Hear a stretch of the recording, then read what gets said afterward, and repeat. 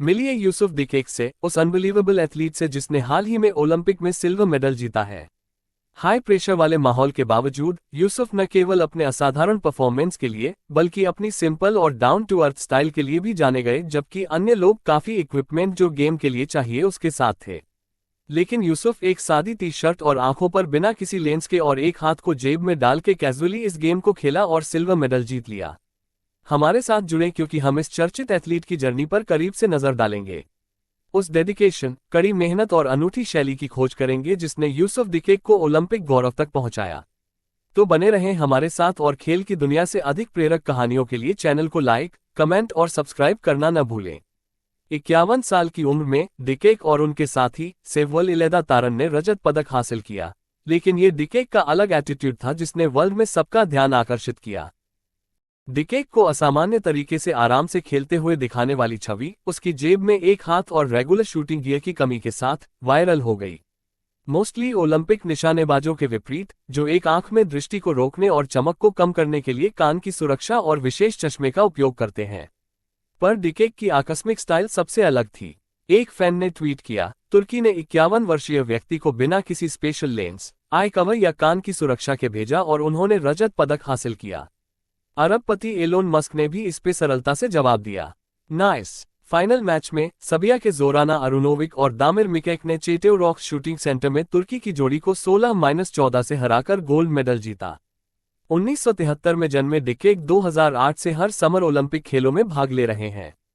चल रहे पेरिस खेलों में उन्होंने 10 मीटर एयर पिस्टल मेन में भी भाग लिया, जिसमें उन्होंने 13 रैंक हासिल की, ऐसा पेरिस ओलंपिक वेबसाइट से पता चलता है। वेबसाइट में बताया गया है कि दिकेक के शौक में डांस शामिल है। वेबसाइट पर लिखा है, जेंडमरी जनरल कमांड के लिए एक गैर कमीशन अफसर के रूप में काम करना शुरू करने के बाद दिकेक ने शूटिंग शुरू कर दी। उन्होंने 2001 में निशानेबाजी में प्रतिस्पर्धा करना शुरू किया। दिकेक, जिन्हें ट्यूसडे को अपने हाथों में एक जेब के साथ अपने लक्ष्य पर निशाना साधते हुए देखा गया था।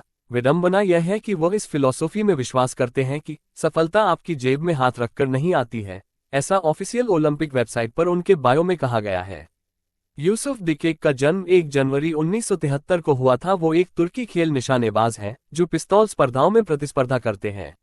वो तुर्की जेंडमरी के रिटायर्ड गैर कमीशन अफसर और जंडमा गुकू स्पोर्ट्स क्लब के मेंबर हैं। यूसुफ दिकेक का जन्म 1973 में कहरमानमारास प्रांत के गोकसुन जिले के तासोलुक गांव में हुआ था। अपने गांव में प्राइमरी स्कूली शिक्षा के बाद उन्होंने गोकसुन में अपनी माध्यमिक शिक्षा पूरी की।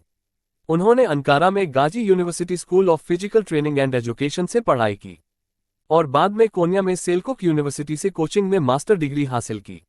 दिकेक अंग्रेजी और तुर्की दोनों में फ्लुएंट हैं। उन्होंने 2008, 2012, 2016, 2020 और 2024 में तुर्की को लीड करते हुए 5 बार ओलंपिक में भाग लिया है।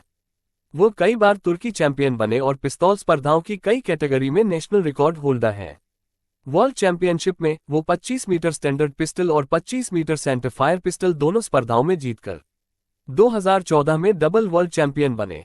इसके अलावा दिकेक ने 10 मीटर एयर पिस्टल में सिल्वर मेडल अर्जित किया। यूरोपीय चैंपियनशिप में उन्होंने 7 खिताब जीते हैं, जिसमें 2024 में ग्योर में एयर पिस्टल ट्रायो इवेंट में जीत भी शामिल है।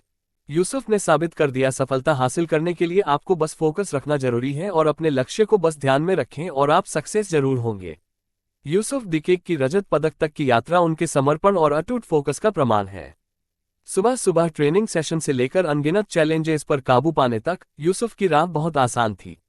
ओलंपिक मंच पर उनकी सफलता सिर्फ एक व्यक्तिगत उपलब्धि नहीं है, बल्कि दुनिया भर के एथलीटों और प्रशंसकों के लिए प्रेरणा की किरण है। यूसुफ की कहानी हमें याद दिलाती है कि जुनून और दृढ़ता से कुछ भी संभव है।